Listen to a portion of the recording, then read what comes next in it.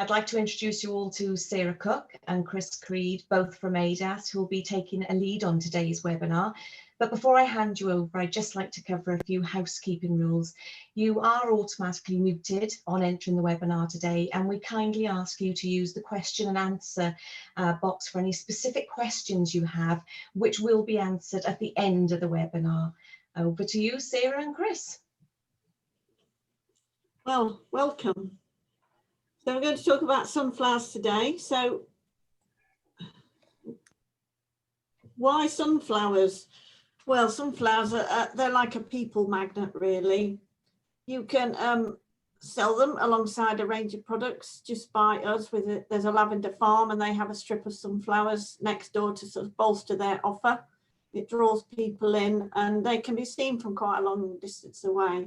We've got a really long flowering season right up to Halloween, so you can start early growing them under propagation, under cover, and then get them flowering right through to the end. You can use them as cutting or pick your own, or using them as for photography, growing them outdoors or under protection, depending on what market you're going for, who you're selling them to. And they're an easy win to extend the range. I mean, they are an interesting crop. And can we grow them in Wales? That's a good question. I've got some maps later on and I'll show you. And we often talk about sunflowers and climate change because sunflowers are a warm crop. They really do need warm conditions. And they were said years ago, we grew them here in Cambridge in the late 90s. And we expected them to fail 1 year in 10 because the temperatures in the British summer are never good 1 year in 10. So the two major constraints are the soil temperature at sowing. This must be warm. They don't like to go in cold soil. They are a hybrid seed. They're an expensive seed. You plant them into warm soil and they will get away quite quickly. The warm soil, so if you're growing them in fields, outdoors, you need a warm soil, and this determines the earliest sowing date. And we're looking for 6 to 8 degrees centigrade in the top 10 centimeters of soil, and that's really important. The second major constraint is the amount of heat they need during the growing season, and this is the amount of heat they require in which to flower. So we're calculating the mean daily air temperature above a base level of 6 degrees centigrade. And this is similar to that for maize, but maize and sunflowers, they started off at the same time as a crop in the UK, but maize has benefited from more intensive breeding and breeding varieties suitable for the UK. But sunflowers, because our market is small and quite specialised, the breeding behind UK sunflower varieties is not there. And so we're limited to quite a few arable sunflower varieties. And we're looking for varieties that can achieve areas that need 1400 day degrees. And that is a very specialist variety. If you went into France and looked at their variety tables, you will see that they have varieties which require a lot more day degrees before they'll flower. So can we grow sunflowers in Wales? So these are some maps. These are using the climate data that is produced. In the first graph, we've got May to October, 71 to 2000. You can see from the temperatures there, the area that's really suitable for growing sunflowers is from the Wash down towards Cornwall. And here we have day degrees that we achieve over 1400 day degrees per year, and that will get sunflowers, arable sunflowers, from growing to flowering in the field if you're sowing them in April. The second graph is a predicted graph going into 2020, and as you can see, climate change having an effect there, and the areas where we can grow sunflowers are increasing, and they're traveling a little bit further north, and they're becoming much more definite that we could get a crop in the 2020s.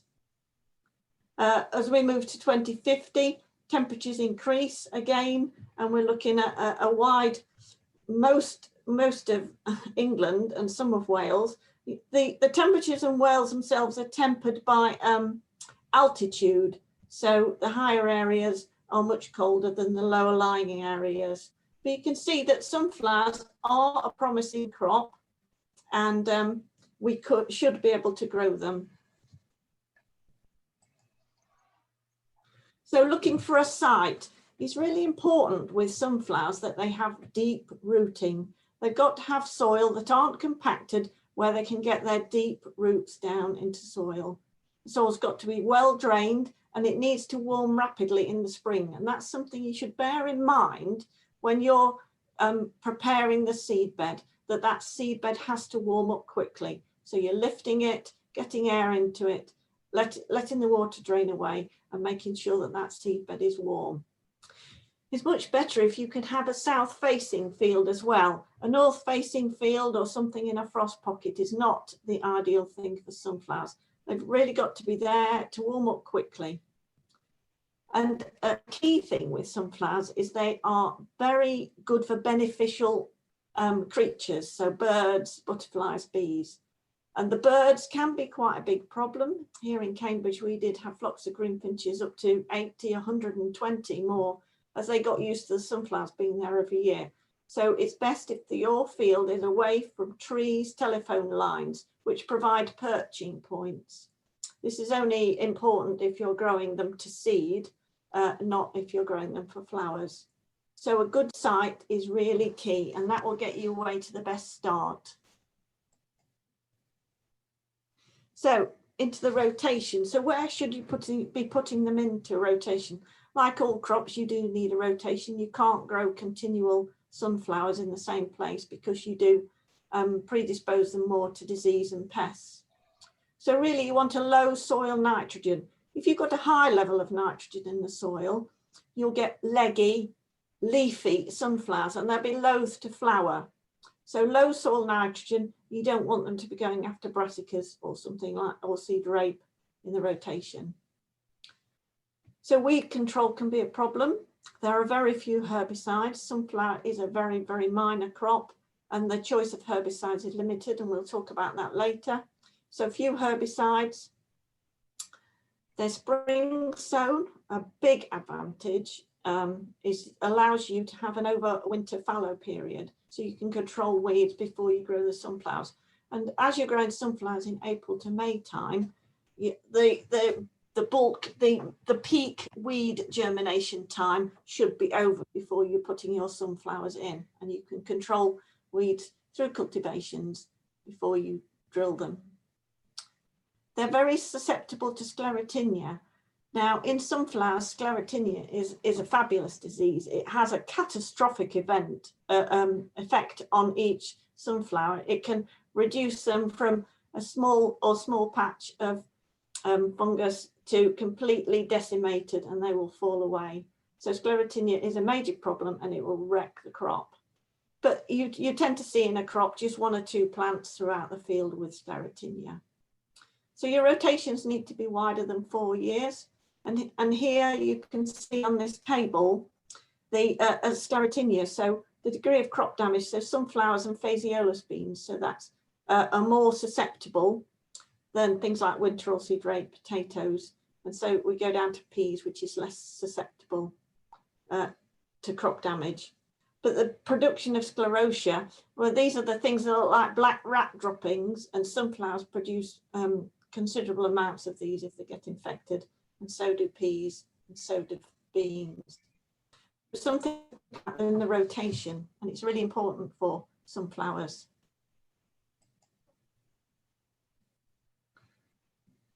So I think we're over to Chris here, and he's going to talk about cultivars and varieties.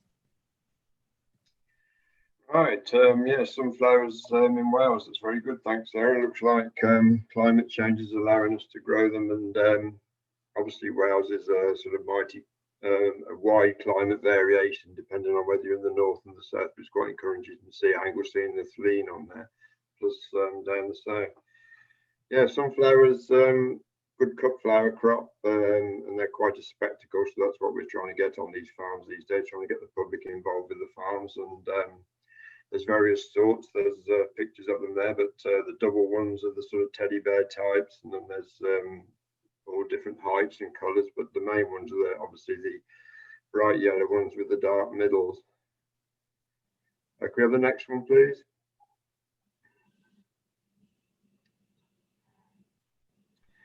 Two types of sunflowers, really. You can get specialist cut flower strains, and these are the ones that you would use if you were growing an intensive cut flower crop. So these are the main suppliers or breeders of them. Tacky Seeds, ProVeg, they do the Israeli strains. Sakata got their own Vincent strains. And then there's Mole Seeds that sell various different types, so you can get them from there. They tend to deal with smaller quantities of stuff, but if you want big fields of sunflowers, then go for one of the to go a bit nearer to the breeder. You tend to get good seed there. The other type of sunflowers is the game cover ones, and these are the ones you can plant out in a field. And I had a chat with both these suppliers in the week, and they were saying that they both quoted me £100 a hectare for seed cost, which is quite interesting. And these are still F1s apparently, so I was surprised at that. I thought they'd be open pollinated, but yeah, they're F1. So those are your suppliers. You can look them up on the web if you want to get a bit more information. One or two of them do the sunflower guide as well, so that's quite useful. And you can get some technical info from the catalogues as well. So get online, check those websites. Cotswold seeds seem very good, as do Kings.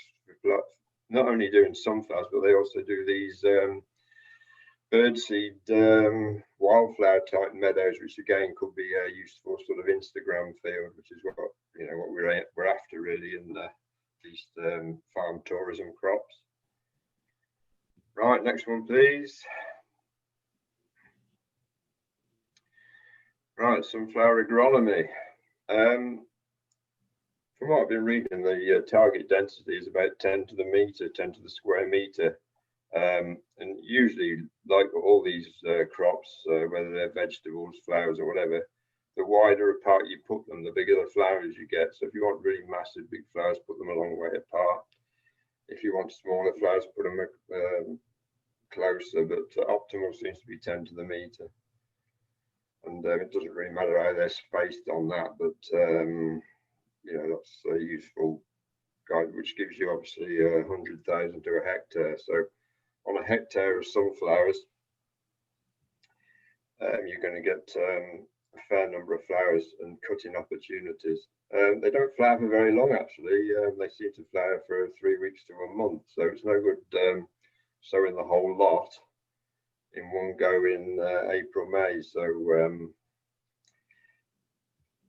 we're advising those sow 3-4 weeks apart, and you divide your plantation up into how many 4-week opportunities you can see, and that will give you flowers, like Sarah said. Some in the early areas in Wales, you probably start picking in June with the F1 cut flower types, and you can go on. A couple of farms in Wales had sunflowers with their pumpkins in late October. So 2020 was a fairly easy season. We had various weather events, and the warm early spring was good, but it was tempered a bit by being bone dry, so that didn't help us really. So it's the usual stuff about sowing. If you haven't got water, don't sow seeds in dust, but wait until it does rain. And if you have to wait a long time, it's still better than sowing seeds into dust. And it's very, very similar to direct drilling pumpkins, really. Similar timing, similar soil conditions, similar pre-prep. As Sarah said, the herbicides are a bit weak. They're way better than what we got in pumpkins, but they're still weak. And you need to be thinking about stale seed beds and getting the grain ready a bit early, and burning off the wheat before you sow. It looks like you've picked 60 to 70 days from sowing, so that gives you a good guide if you're doing a bit of programming to carry you on through the season, really. Put their start early in May, but obviously in Wales we've got like Sarah mentioned, we've got mountains and we've got coastal strips. So if you sowing sunflowers south of the M4, you could probably start sowing in April. The thing is with these things, they're not particularly expensive, so you know it's not bad to do a speculative sowing. So you can sow a lot earlier than that, and then if it's you know like April 2020 was probably as good a month as we had all year, so you could have probably got away with sowing them on the 14th of April this year, but it might not be the same next year. And that 1 in 10 crop failure thing is a good thing to bear in mind, but you know it's not a huge amount of investment relative to what you could possibly take off a field. So it depends where you are in Wales when you start and how much nerve you've got. Drill or transplants, horses for courses really. If you've got tunnels and facilities, you can put a plant out.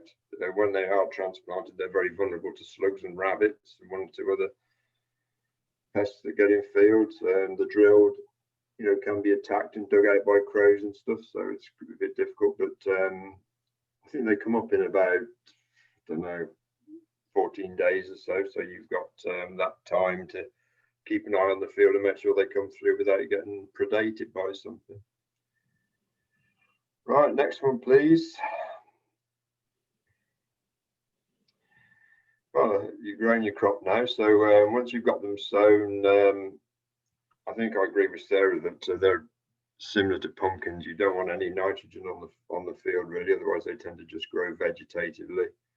And you know, I wouldn't even put, especially if I was following turf or something, I wouldn't put any nitrogen on it at all. And even then, I would wait and see what the crop looked like and maybe top dress them 2-3 weeks after sowing or planting. But I think keep the fertilizer quite low. You need a lot of potash, of course, but don't go mad on the nitrate. Pays to have soil analysis. I'm not sure what they're like pH, but 6.5 I think would suit them. Harvesting is quite an interesting one because we're doing not only we're doing harvesting, but we're also doing what one of my clients called an Instagram field. So what we really need there, and Sarah's got a particularly good slide of a field of sunflowers that comes at the end, but we want a big field of loads of flowers so people can just go in there and have photographs taken. Marketing wise, on these Instagram fields, we found that it's probably best to charge an entry fee per car rather than just to charge per flower, because obviously if you get a car full of 4 people, they're not going to pick 100 flowers, and you might get a £10-15 to get the car into the field, and if they pick flowers you probably get £2 or £3 because they're usually about £1 a stem as a rough guide. So if you go in them as a cut flower crop and you want to do weddings and stuff with them, or sell them to florists or whatever, then the harvesting is quite critical, and you need to pick them in the cool of the day ideally. So you start early morning. You take all the leaf off as much as you possibly can, because every leaf you leave on is drastically going to reduce the shelf life of the crop. You pick them straight into water. And ideally you add one of these cut flower feeds because they sort of give you an extra 2 or 3 days of shelf life. And the shelf life in the literature is talking about 7 to 10 days at 2.5 to 5 degrees centigrade. So try and get them cut early, somewhere cool. Don't leave a lot of leaf on. Right, next one. Right, so I think it's back to me, and we'll just go through some of the agronomy and things to consider and how we get them to be a good crop. So we're looking at the soil type, and you can see from this map here, we're looking at this average soil temperature of 6 to 8 degrees in May. So this one here shows you temperatures in May, and you're looking for the sort of colours. And it's showing you the sort of beigey colours, showing you that, yes, around the coast, it's a lot warmer than up in the hills. So just, you'll know your soil, you'll know how it warms up, you'll know your aspect of your field. So they're all critical things. So you can give them on a wide range of soil types. They don't really mind what soil type they're in. It's got to be well drained and it's got to warm up quickly. They do withstand drought. You've seen them growing in the France. They grow more in the mid and south of France where it's bakingly hot. So they do withstand drought very well, but that's probably not a problem in Wales. But with climate change, maybe it will become more a problem. And your optimal pH is between 6 and 7.5, but you can grow them outside that. We grew them here in Cambridge and we're on a Hounslow clay and the pH is up to 8 here. So they're not that fussy. So seed bed preparation, keep banging on about warming up this soil rapidly in the spring so you can get them off to a good start. You spent a lot on your seed. They're an F1 and you're spacing them quite widely and you want everyone to succeed. Removing compaction, they're very sensitive. As I mentioned, they're quite a tall thing, so if they haven't got a very good root, they're more likely to fall over. Starting the cultivations in the autumn. You know your soil, you're lifting it up through ploughing or deep cultivations and then trying to lift it up during the autumn. Don't let it get compacted by heavy rain and weather. So trying to keep it lifted and warm. Work the tilth down. You're looking for a fine, firm seed bed in the spring, which is what you'd look for most crops. But it's important to get seed to soil contact. Now, plant population in sunflowers is really important. Chris has mentioned this. It's all to do with head size. So the more crammed together they are, the smaller the heads will be. The wider they are, and they'll end up like bird tables, really huge bird tables. It also affects the angle of their heads. So the closer together they are, on the tighter the population, the heads will be pointing downwards. And the wide populations, they'll end up flat and virtually facing the sky. They do track the sun slightly, but they haven't got flip-top heads, so they just track them slightly and then they all generally stare at the sun, so they'll be facing south. So think about that when you want people to see them, because the backs of the heads aren't as attractive as the fronts. So low population. So when you're growing them for seed, you don't want large heads because large heads ripen slowly and they're more predisposed to getting head rots, which when they're wet and soggy. So your optimum plant population is 8 to 11 plants meter squared, and that'll give you a nice sized head which dries down quickly or is suitable for picking. You then generally sow 10 to 20% more seeds than your target to cover losses at establishment, because I tell you now that sunflowers are very popular with biodiversity. They're loved by a wide range of pests, rabbits, pheasants, because basically you're putting them in late, so you've got a bare field which is like a sort of bird magnet. Where you've got lower seed rates, you're looking at later sowing, so you can reduce your seed. If you're going early, you need to up your seed rates. If you're going late, you can lower your seed rate if your soil is warmer. It applies to the later sows, light soils, warm seed beds, and favourable conditions for germination. So where germination might be a bit dodgy, you need to increase the seed rate. And also higher seed rates for heavy clay soils and where it's less favourable. So you get that population. So seed rates, you want about 10 to 50 centimetres between plants. So 10 centimetres for small varieties or single harvest, or 50 centimetres for these large multi-headed types. Generally, sunflowers have a single head, but you often see these multi-headed types where you get a longer picking time. So you get a range of heads on one plant. And as I've said, the density will affect the final head size. And this little picture shows you a wide range of varieties that we did grow. And you can see a big difference in seed size. Some of them have tiny seeds and some of them have larger seeds. So that's something to think of when if you're putting them into a drill and as to whether they're sowing correctly. So large area, say you want to grow a large area there, either for picking or for growing onto seed. You can adapt most seed drills, but you've got to get that spacing. So we've tried pneumatic disc drills, belt drills, and pneumatic serial drills, and these are all successful. The best kind of spacing is with a precision drill, where they're taken up and put down at a certain distance apart. We used to use a serial drill here. We blocked off every other coulter, but populations will be uneven and you have to drill slowly to try and get that distance between the plants. So you can use a serial drill. But you've got to remember that sunflowers is a non-branching crop and it can't compensate for uneven plant spacing and low plant populations. So it doesn't tiller like barley. You just get the one plant with the one set of cotyledons and the one stem. So that's why population is really important. So if you're sowing them in small areas, you can grow them indoors in trays for transplanting.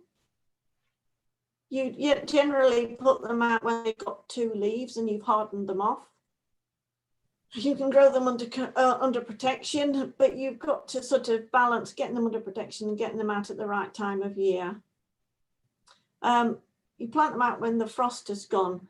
They can tolerate a little bit of frost, but not a lot of frost. So they tend to tolerate it when they're bigger rather than when they're smaller. Sowing the seeds is about 5 centimetres deep. They like to be sown into moisture. You could protect them with fleece or netting from birds and from frost. So you can plant them early, but that soil temperature is key. You can grow them indoors in tunnels, but you've got to make sure that the air is flowing around them, else you get a lot of head rots. But also select the right height of variety. You don't want a 6-foot variety in a 4-foot tunnel. So you've got to make sure that they've got enough room above them to grow to their maximum height. They can't sense the height. They grow to the height that's genetically programmed inside them. So drill calibration, it's important you calibrate. You've got to conserve the seed and you've got to achieve this optimum population.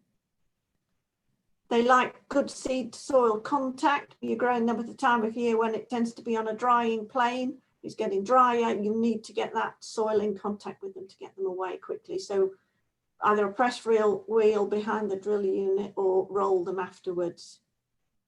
And also this rolling, if you put in a post-emergent herbicide, a pre-emergent herbicide on, you get in a nice flat seed bed and you'll get better control from your herbicides. So looking again at crop nutrition, they deep rooting and they can get nutrients where they need it, so they can get it from depth. We've talked about no or very low levels of nitrogen, up to 50 kilos, but no more than that. And you probably get away with not putting any on at all. As I said, high nitrogen, you get excessive vegetation, you get more disease, you get delayed maturity. And then if you're growing them for seed, you do reduce the seed oil content.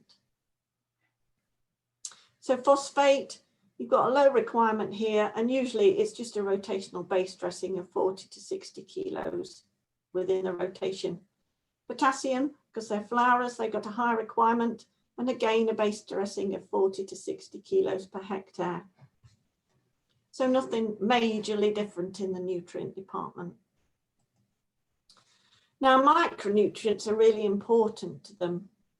Boron is really important. If you've got a boron deficit soil, that can give you some problems, and that could result in poor flower and seed sets. So boron is really important, taken up during the vegetative period, and you can either put it on as pre-drilling, incorporated, or you can put it on as a foliar spray.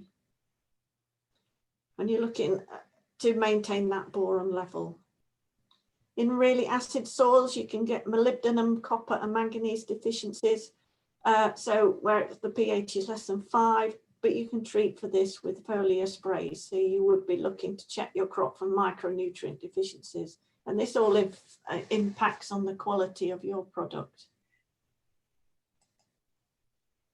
Now, pests, as I've said, they're very biodiverse, our sunflowers. You get lots of pests in here. And another pest maybe I should have put on are people, but I haven't added that as a pest. But you'll notice there are a people magnet. So at establishment, you've got that bare soil late on in the season. You've got the slugs, you've got the pigeons, you've got the rabbits, and you've got the wild birds. Slug pellets are approved for use on sunflowers, but it's important that you do watch the wild birds. We had a lot of damage from pheasants coming in, and once a sunflower, they picked off the top of a sunflower, then you just end up with a stump and you're not going anywhere with that.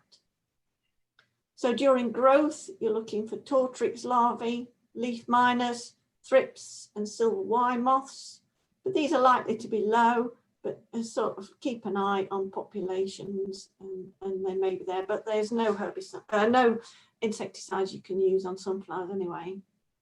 At flowering, I've included bees in here and butterflies, and they can visit in very high numbers, I mean really high numbers. And if you've got people walking into that crop, bashing their heads, moving them away, there is an increased danger of bee stings maybe. So it's important you watch out for people who are allergic to bees. But you do get a high number, and it's just a pleasure to watch them in the crop. And then at ripening, finches, you will attract all the finches from the district, and they will come and live on your telegraph poles and in your trees around the field. As soon as they start to ripen, they will start to feed on them. But luckily, they don't really go into the field. Depending on how big your field is, they won't go in the field more than 24 meters, because you will then attract all the predators. So all your predator birds, like the kestrels, will come in and start, and the sparrowhawks will start taking them out. So they keep quite close to the edge of the field.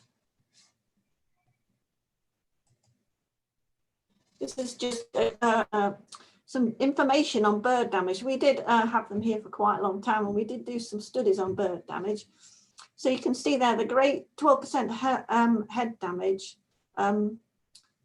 in the first 12 meters of the crop, and this reduces as you further into the crop you go into because the predation increases and they get a little bit more worried, and that keeps them towards the edge.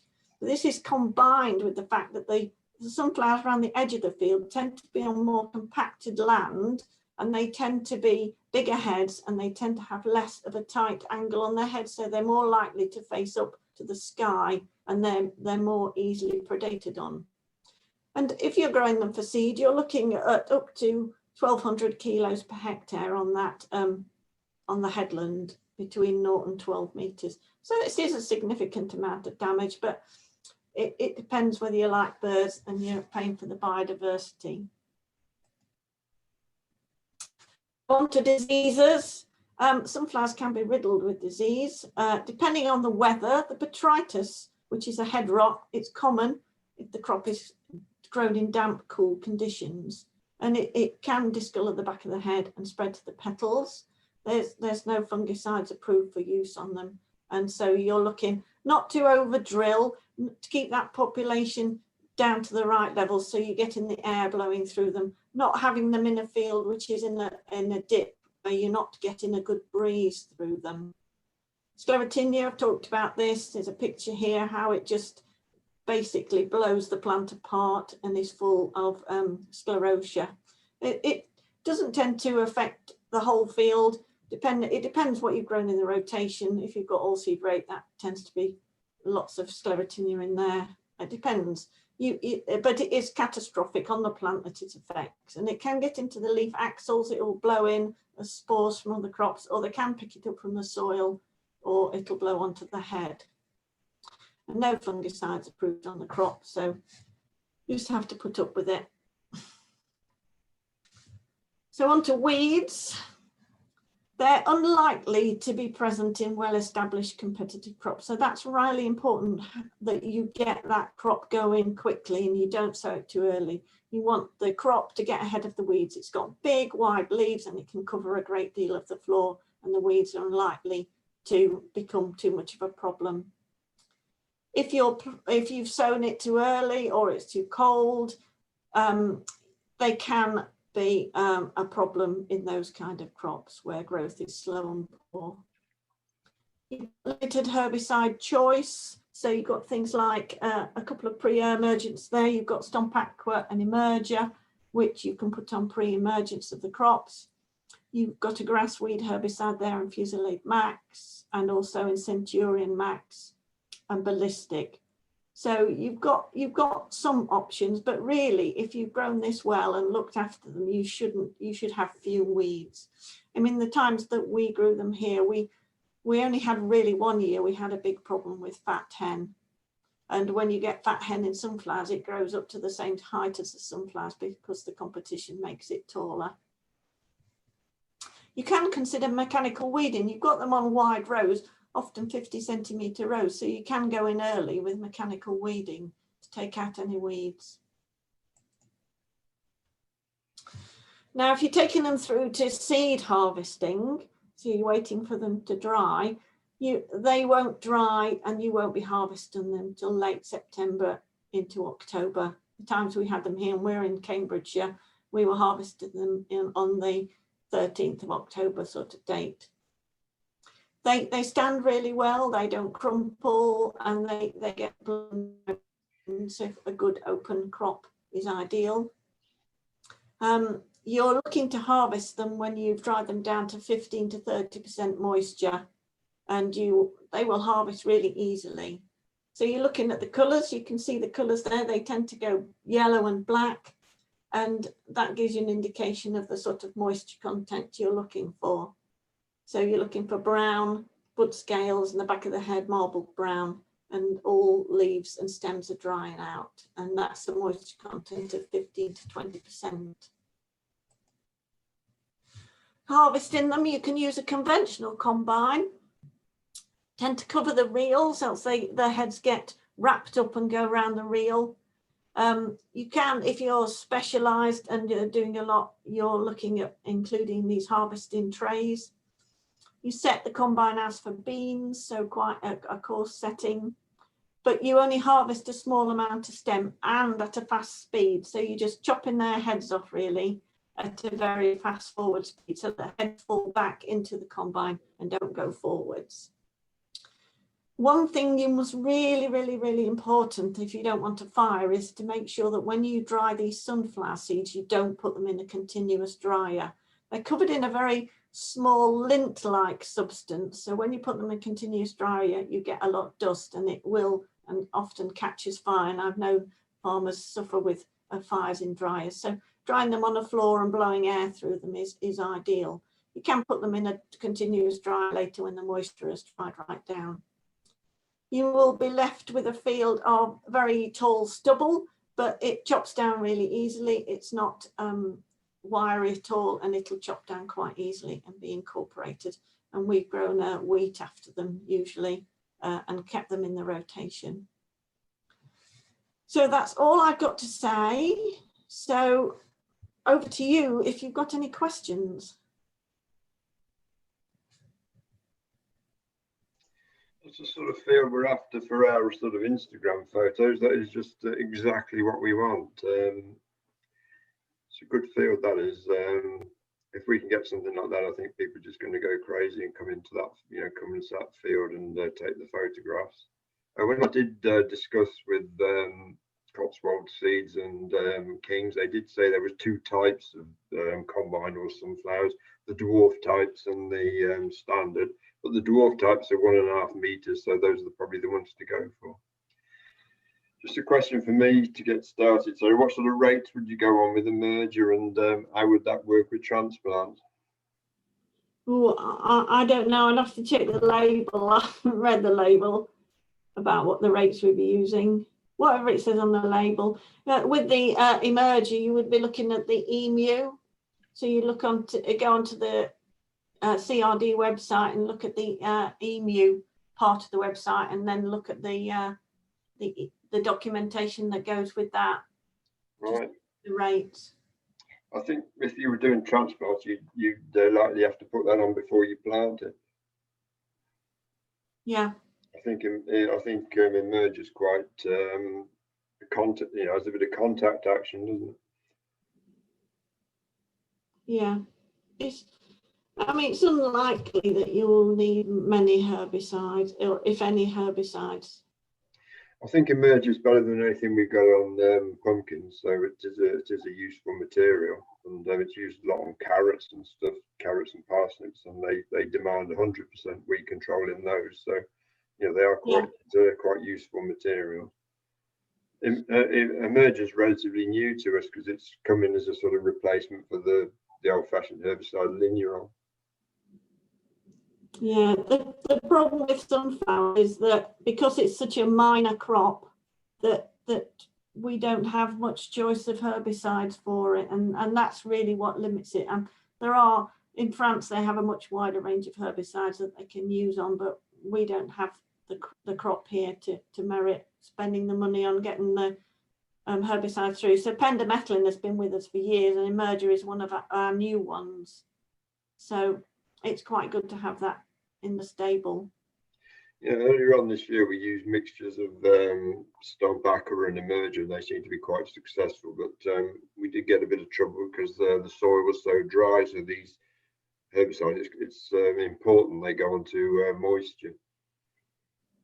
Yeah, it's always the case with pre-emergence ones, you go on to moisture, but at that time of year you are on this drying plain, so the soils are getting drier and you're unlikely to get the moisture. There's a question came in from David Phillips about something that's compatible with both maize and sunflowers. I think that Emerger and Stomp Acca is permitted on maize as well, isn't it, Sarah? Oh, I can't remember about Stomp. I know it's a similar mix to sunflowers, I think, to sweet corn. Oh, sweet corn, yeah. So I'd have to check that. Yeah, just have a look in the big green Bible, see what it says. Well, maize has got a lot more herbicides. Maize has benefited from having the large acreage and a lot more. Once you get that, it has to tip over a certain point. Once you get the market, then you get the herbicide, you get the sweet pesticides with it. I think just like Sarah said, if you go onto the HSC website and look on the emus, it's quite easy to find, and then you can just input what the crop is, and it'll give you what options you've got. So that is, you need to do that anyway if you're on the on any sort of audit scheme, that you need to be able to demonstrate that you can get an off-label off the website. Maize and sweet corn, weeds. Oof. Yeah, we got pendimethalin, so we're all right on that by the look of it. Yeah, so we can use that on sunflowers and on maize crops. So if you're doing a hybrid maize, it's another thing I didn't mention, but I've never seen a pure sunflower maize, but you can do a maize sunflower mixture. Sunflowers are also good for if you do a big field of pumpkins. They're quite good for having breaks in the pumpkin, so it doesn't look like a sort of pumpkin prairie. So that could be quite useful to break it up. Another thing we found out in the cut flower ones is that if you disbud them, you tend to get multi-heads, so that can be a good tip if you just don't want one massive big flower. But varieties vary in how they flower up after disbudding. So you take out the buds more, the main flower buds more or less as soon as you can identify it, and then you might get up to 20 much smaller branches on it, and that can be quite useful. Other question is there? Yeah. We've got a couple of questions. So which variety is going to be the best for growing in mid Wales at 100 feet? 100 feet, well, that's sea level, isn't it? We're talking about 1,000 feet in Wales. I think it's better. I don't know about the modern sunflower varieties, but the ones that we grow here, there's limited variety. This is for seed, and this is for seed, I suppose, and for flowers as well. It's best to get in contact with the companies, because the varieties might change. It depends whether because there's such a limited market for these day degree, the varieties with a low day degree requirement for growing for seed, it might change. It depends whether they're producing them one and they have to produce them for the market. So it's best to contact the seed companies to pick a variety. But I don't know for flowers. Flowers there's a massive range of varieties you could grow for flower cutting. Yeah, huge ranges for flowers. Lisa, yeah, it's I mean, where you are, it's going to be fairly speculative growing sunflowers, but you know what I'm saying is that they don't cost a huge amount of money. And I mean, for Sarah and her wheat and barley comparisons, they're expensive, see, but not for us hortics. We look on them as, you know, £100 hectares being really cheap. So you can have a go, and if you don't have a go, you won't get any. So in your case, I'd be tempted to transplant to give us an extra. Basically, transplant can give you an extra 3 weeks of good going, especially if you've got a tunnel or a glass house to grow them in. So I think the variety would just be, the more marginal you are, probably better to go for the earlier varieties. So you'd be looking more at the sort of 60-day ones than the 70-75-day ones. Yeah,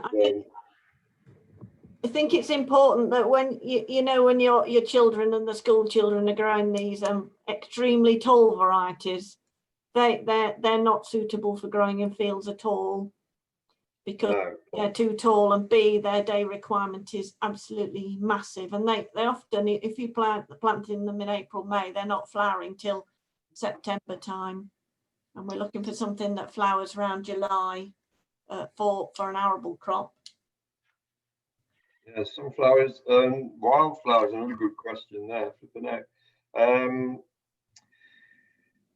Don't know much about that really, but the wildflowers, or what they call wildflowers these days, which aren't particularly wildflowers, but things like Phacelia and those type of things, they do give you a field of flowers. So they do give you this sort of Instagram thing, but there aren't many things that get up as tall as sunflowers. But I don't know if Tom Higgs is on the call, but he grew sunflowers down on the Gower. He's grown them there for a couple of years, and the first lot he picked all the sunflower seeds out of the conservation mix he was planting for songbirds. So he took the trouble one night of picking all the sunflower seeds out, sowed them round his strawberries, and they went down an absolute storm.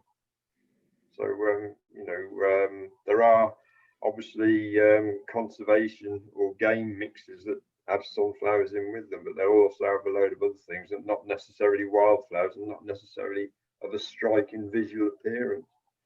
I did ask about when I was talking to these seedsmen about wildlife meadows, as we say, but that seed's quite a lot more expensive. We were talking about their seed rates.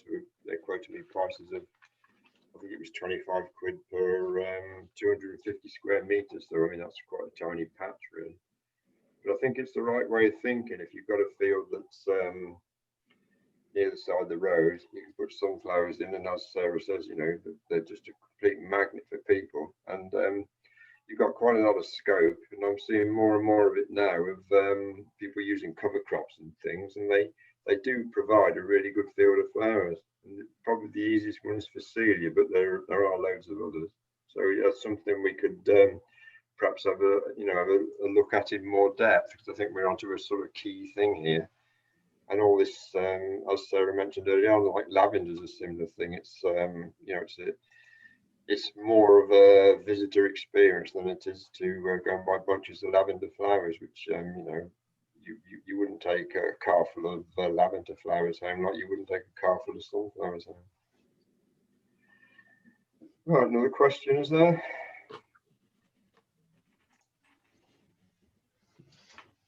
Not at the moment, Chris. Has anybody else got any questions for Sarah and Chris?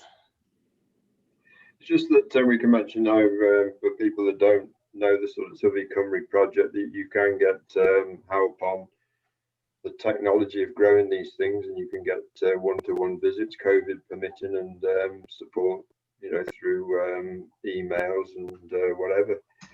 If it goes well, we'll probably start up a WhatsApp group on sunflowers, and then as we did with the pumpkins, everybody can contribute.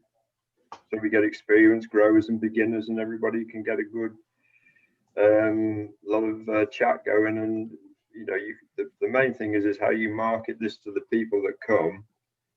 And I think if you've got a barn that's full of buckets of flowers, then that could go down storm. But it's actually having that field like in that picture to drag the people in. And I think it's very good for your Instagram and Facebook feeds to get a picture of a big field of sunflowers on your farm. But it's not like pumpkins where they'll go in and they do fill the car with pumpkins, and but I don't think we'll get that so much with sunflowers, so consider charging an entrance fee. That's about it from me. I don't know. Any more questions?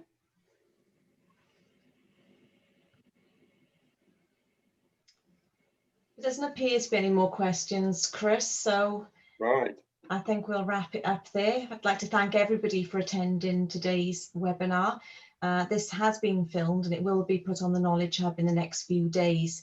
If, as Chris said, if Tyfu Cymru can assist anyone, please don't hesitate to get in touch with us. Information can be found on our website. I have put a link to the survey in the chat box, and we'd be very grateful if you could complete the survey. It helps us, plan the future training for the Tyfu Cymru project. And thank you all once again for attending. Yeah, thanks, Sarah. That was good. Really good. It was good